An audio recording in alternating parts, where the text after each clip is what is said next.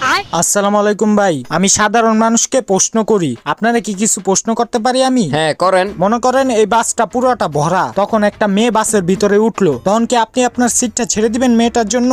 না আমি ছাড়তাম না। আচ্ছা ওই মেয়েটার কথা বাদ, মনে করেন ওই মেয়েটার জায়গায় একটা প্রেগনেন্ট মহিলা উঠলো বাসে, তখন কি আপনি আপনার সিটটা ছেড়ে দিবেন? না তখন আমি ছাড়বো না। আচ্ছা ওই প্রেগনেন্ট মহিলার কথা বাদ, মনে করেন বাসের ভিতরে একটা বৃদ্ধ মহিলা উঠলো, তখন কি আপনি আপনার সিটটা ছেড়ে দিবেন? না আমি তখনও ছাড়বো না।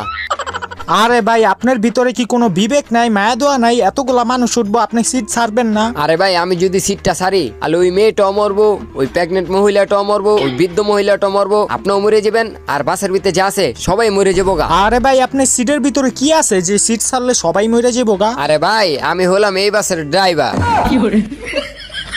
ভাই ভুল জায়গায় প্রশ্ন করে দিচ্ছি। সমস্যা নাই, ব্যাপার না, যান।